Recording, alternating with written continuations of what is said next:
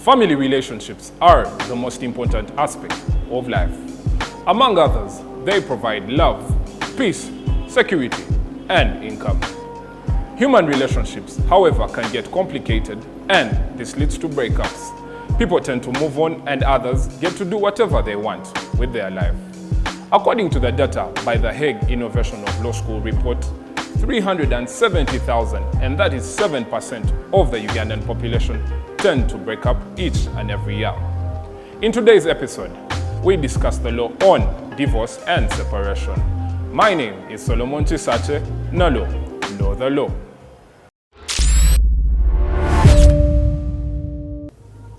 Divorce literally means the permanent ending of a legally recognized marriage here in Uganda. Now, according to the Ugandan Constitution of 1995, women and men aged 18 years and above are legally allowed to get married, have families of their own, but also enjoy equal rights in the marriage, during the marriage, and at its dissolution. Well, the divorce here in Uganda is governed by the Divorce Act. The Divorce Act is for those that are African and Ugandan. If you do want to seek for a divorce and you're both, Ugandan and African, you can do that through the Chief Magistrate's Court.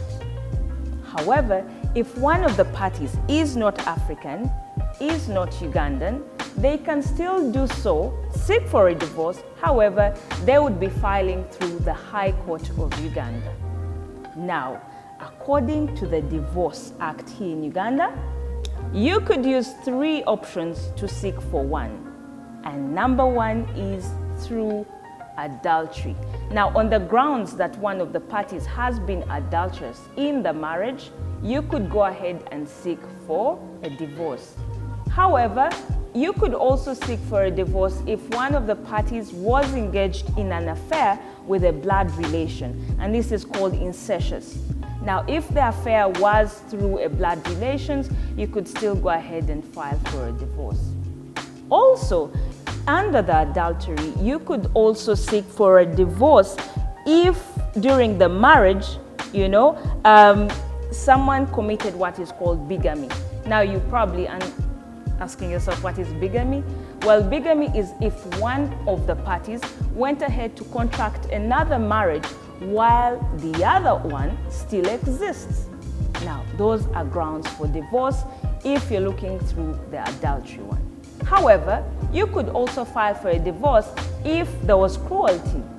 Cruelty, according to the Divorce Act, is defined as if one of the parties could prove to the courts of law that they sustained injuries mentally or physically during the course of the marriage. Okay? Now that we understand those two grounds, the third one is desertion. Desertion. You would be asking yourself, what is desertion? According to the Divorce Act, it stipulates that desertion is if one of the parties left the marriage, and had no intent to return to the marriage. Or if one was, still living with a partner, however, in distant places or in different rooms for about 1 or 2 years. Now, if these three are some of the areas that, your marriage is currently experiencing, you could go ahead and file for a divorce according to the Divorce Act here in Uganda.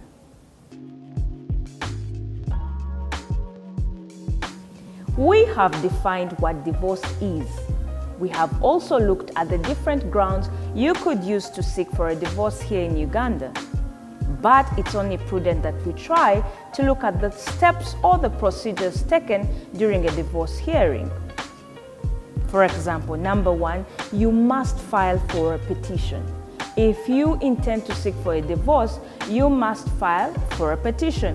And like I said in the beginning, if you're both citizens of this country, if you're both African, it is only in the Chief Magistrate's Court that you get to do that. If one of the parties, however, is not Ugandan or African, you get still to, seek for a divorce. However, you file through the High Court. That is step number one, filing for a petition. Very, very important. Now, after you're done with that, you must get or gather supporting documents. What do I mean by supporting documents? This is what you call evidence to support your petition for a divorce. That is step number 2. And step number 3 is it's now time for the courts to write summons for both parties. What are summons? These are letters instructing both parties to show up to court. That is what summons are, and that is step number 3. Very important. After that, what happens next is you must then answer to the summons, and this is specifically for the divorcee. The divorcee then comes through court and appears before the court to answer to the petition. That is what they mean by answering to a summon. After that particular part, it's now time for mediation. Now, it is very critical that the couples go through this stage to make sure they are able to, if not work through it, that means mediation has failed, but it is a critical step that gives the couple an opportunity to look through, their differences and see if it is actually able to reconcile. If it is not, then it's only next step that happens to be the hearing. Okay? Now, the hearing is when both parties bring their issues and the court looks through them. This is a sitting. The couples are able to, hear one side, and then the judges or the court gets to hear both sides of the story. That is hearing. Now, after the hearing, if the couple then goes ahead to say, mediation is not for us, court then goes ahead to grant what they call a decree nisi. That is a hard word, but of course Nalo is here to make sure we break it down. Decree nisi is a temporary separation order for the two couples. Now, this is given by the court in the hopes that, during the separation process, perhaps they could still then reconcile. That is why we call it temporary, okay? Now, if the couple still goes ahead to not work out their differences, it is only then that they do the absolute one, okay? Now, this one is where this is what they call a divorce, final divorce, okay? And that is the last step in a divorce proceeding. After it is a decree absolute, that is the final step to court granting you a divorce. We have defined what a divorce is. We have also gone through to give you the grounds you can use to seek for a divorce, and also looked at the procedures that are undertaken during a divorce hearing.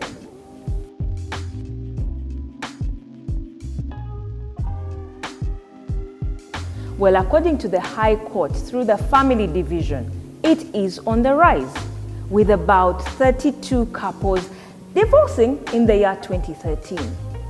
Now, shockingly, that number has gradually increased, with about 7% of the couples divorcing every 4 years. Imagine that. 32% of these couples end up, through their divorce and separation, not finding formal solutions to their problems. And what is even further interesting is that 87 of these people seek for the solutions, through the courts of law.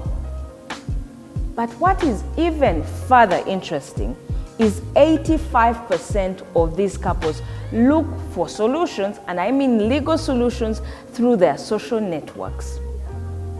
That is not a good sign, because ideally they're supposed to look through the law and the courts to make sure they get solutions. Now, I am joined by Counsel Paul Katamba, who is together with Solomon Tisache to further look at this particular problem and how best couples could go about their divorce. Well, thank you so much. And today we're joined by Counsel Paul. And Paul, if you were to definitely tell our viewer what divorce is, the way you would term it as a counsel.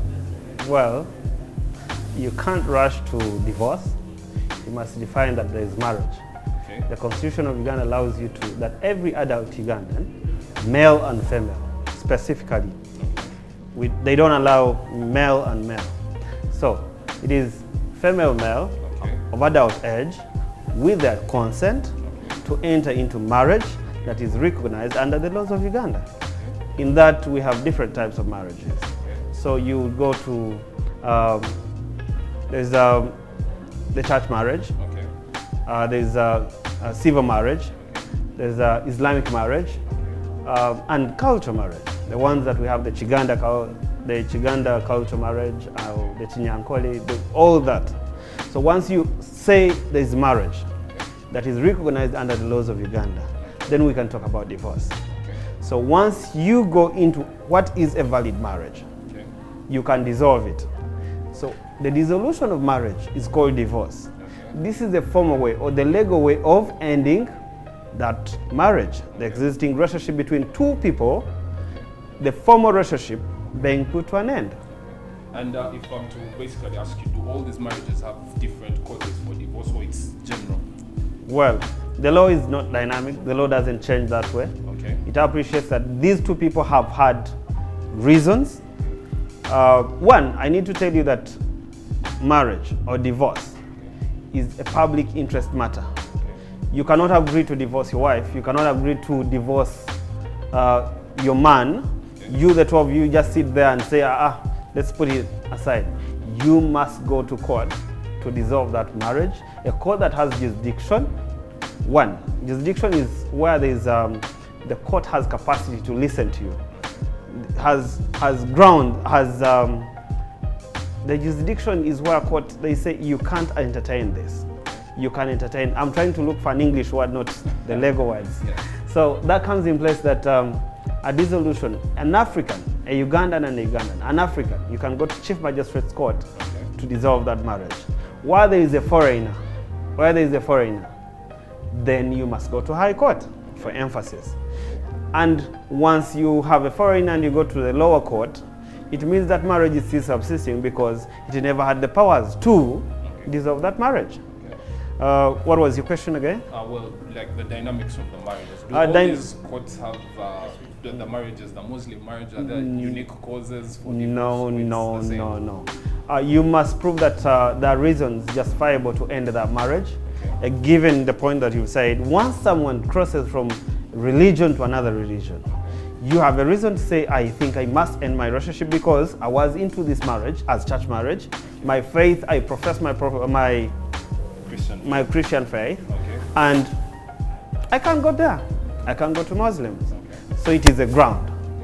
Two is cruelty. Cruelty is not a limited thing to beating up, to domestic violence. Someone can torture you without talking to you. Someone can abandon you. Someone can keep quiet for the rest of your lives. Someone can change the bedroom from he doesn't eat home, and that's cruelty. It goes to even what the mental thing can take in. The third one, there is desertion. Why do you desert your family? You desert your wife. There is where you refuse to have conjugal rights, sleeping together, because one of the rights that you enjoy under marriage is that they are conjugal rights, sleeping together, having sexual intercourse. So when one party denies the other, it's a ground for divorce. And many more. Adultery, where someone goes outside the marriage, engages into that marriage, and steps out and bears a child, or you have evidence that he has gone into any other relationship, you have a ground to go for divorce. But it is, previously the law was saying, our law then was only catering for men, and women, whoever would do that would, but wasn't. Now the law has changed. It goes to the two parties, any of the two. Then when can you even have grounds and fail to be awarded divorce? Court must be you must prove before court that you qualify to have a divorce award, a grant. From these causes that you've listed? Yes. You must prove that there was cruelty. You must prove that there was desertion. You must prove it with facts, with details. So once that is proven, there are three grounds that you also must prove. There is no condonation. There is no collusion. There is no connivance.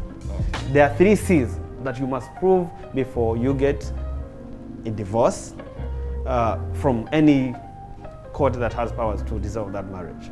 So once you have proven you did not side together, let's end this. Okay. Remember, I said it is a public interest matter, because everyone would go into marriage, end it, walk away, start another one. Okay. So that's why you must prove before court. Okay. And today when I was coming, my border man asked me that witchcraft, where would you place witchcraft as a lawyer? Would it be a ground for divorcing, or it's not considered a ground? Well, thank you very much. One, the laws of Uganda, usually, previously we used to have the Witchcraft Act. It was repealed. Okay. Repeal means it was done away, it was put away. Okay. So once you say witchcraft is not a ground for divorce. Like I said, there are grounds for divorce that you must prove specifically. And they do not range or get limited to that specific word. If you think someone is bewitching you and that's it, and and it gets into your mind, and you have proof, and you have such things, it does not go to witchcraft as a reason. You have been tortured in the mind. So maybe you might use it if at all court finds it prudent to put you apart. Okay. Yes. And maybe for my last question would be, what happens when you've gone to court and you're before the judge? So they've allowed you to divorce. What happens to the property? What happens to the children as well? Well, divorce comes in place to put the two aside, Okay. apart, to separate the two legally. And once you've been married and you have divorced and court has granted you divorce, you must file a petition. Okay. Once you have filed a petition, then you're given audience. Someone must answer to that petition, failure of which court can still, sometimes parties, a man, a woman can file for divorce, the other party refuses to come. I've seen scenarios where the Christian people who profess Christianity, they say, God put us together. It will be him to end this relationship. But this man is saying, I have reasons that I can't contain. So once the other party doesn't file what we call an answer to petition, or an answer to that petition, the divorce petition, then the court can go ahead to hear him ex parte. Ex parte is listening to one part because this one has not brought his reasons. However, it will explore all the chances to see that this person has been informed, where the person, you must bring evidence that you served the person. Even when you have served, sometimes they say there is substituted service. Put it in newspapers, put it at the area that serves through the chairperson. You must exhaust those avenues. Court to be justified that this person has been put to notice. So what happens? Once divorce is granted, we got property, we got children. If there are children in that marriage, court must see, it must pronounce itself. It must speak about the property. It must speak about the children. Still, the Constitution is very rich that it gives, and so many case laws, it gives the definition of property. There's what they call matrimonial property. There's what they call personal property. And these get different decisions while effects while dividing. Okay. So, under matrimonial property, both parties have rights to that matrimonial property. However, recently the case law says it goes to what you have contributed in person. So it basically depends on what I have brought on the table. Yes, as a partner. However, it doesn't range to financial or physical bringing on the table. A woman, a husband who is staying home and caring for the children, you know, the world has changed a lot. We have men who stay home and look after children as women go to work. So the two-way thing. They look at what you have contributed to sustain that home, that provision of care, that provision of love, that provision of it is considered as a contribution. You can't say she was a stay-at-home mother. You can't say she didn't bring money. And then once you have brought money still, it is a vivid contribution that you have put forward to construction of a house, to purchase of land. So court looks into that and determines what you should receive. So it is not, there's no, the percentages in the laws, Okay. but the case law has since changed to what you have contributed. And the court has discretion. It has the power to determine accordingly. There are so many cases for the readers who would like to read. There's a case of Rwabinumi versus Rwabinumi. There is a case of Chigongo versus Chigongo. They can teach you much about the divorce, the distribution of property after the divorce, and who takes what. So, and then we go to children. Yes. The law is very clear. Upon divorce, even when you start the divorce process, there's what they call separation. Okay. Court can put, if at all there's cruelty, if at all there are those reasons that need to be defined now before we go for the main divorce. Okay. Court will decide, use this property in Muyenga, let this one use the property in Itinda. For now, it has not given you the powers to sell that property, but it is for residence and for use. And most times they look at where the children are going to stay. Who has, the law is very clear about the welfare of children. It must look who is going with the children. It is in the best interest of the children to go where they are safe. The law looks at the age. The law looks at who's privileged to give them what is right. And it is not about what you have, the money. You know, people brag about, I have the money, I must take my children. Others, we, in a world where men think everything goes to the man. But once you have capacity, you as a man, you have money, you have properties, they'll tell you that the woman used this property with the children until they attain a certain age. And then two, sometimes if the divorce comes from some characters, drunkenness, adultery, where a person is not a model to bring up children, then they will give the custody. They call it custody of children before. Then a dissolution, then still it is custody of, who stays with the children? That's what we call custody of children. So at that time they will decide who is going to be with the children, and it must be in the best. That is the welfare principle in the law. There is what they call alimony. Alimony is where the other party who's deciding to go for divorce, and even after pronouncing divorce and separating these two permanently, they order you to pay monthly until death comes in place. Yes, upkeep. It is, you would call it maintenance, that is before divorce. After divorce, it is called alimony. And the two parties can be ordered. We have cases where a woman was ordered to pay a man because the woman was earning more than the man. And then after divorce, the expectation of staying together and raising things and the effect of the marriage going off, they were ordered that the woman pays the man monthly. That maintenance, that upkeep. Thank you. And my final question would be, maybe we bring it to the viewer that if we divorced and I want to come back, maybe we meet up and then we want to come back together, would our marriage continue or we start from afresh again? Well. Thank you. Like I said, divorce is a permanent dissolution of marriage. You are free to go for another marriage. You are free to date. You are pronounced single for life. So if you meet this man again and you pick interest in yourselves, you will go for a formal marriage. Formal marriage, there are procedures. If it is a cultural marriage, you will go for it. If you go for church marriage, you will go for it. And fulfill the procedure as you then did. And it goes also through other. So we are going back to ground zero. Yes. Maybe to add on what I didn't capture on cultural marriages. People are known to have different women under cultural marriages. 3, 4 to numbers, because the law allows you under cultural marriage to have more.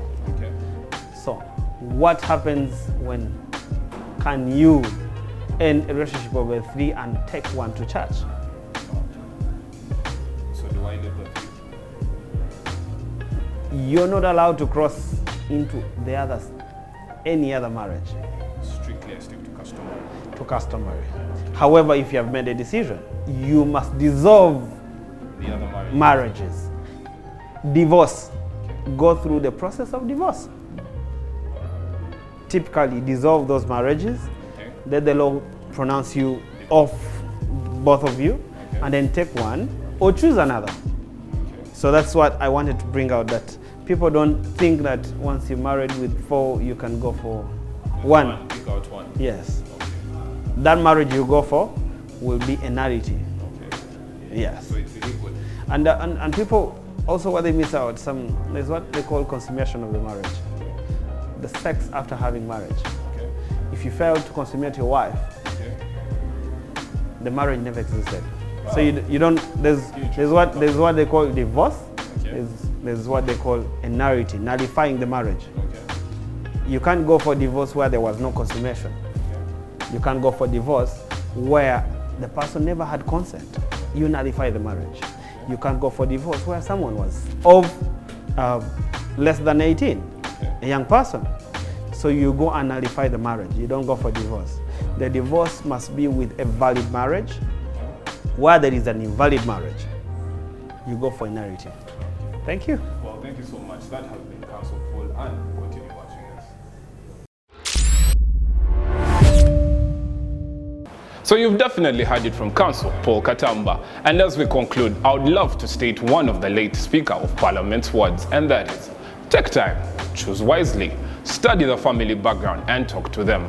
The wedding ring is the smallest handcuff. Choose your prison mate properly. Thank you so much for joining us. My name is Solomon Chisache. Nalo, know the law.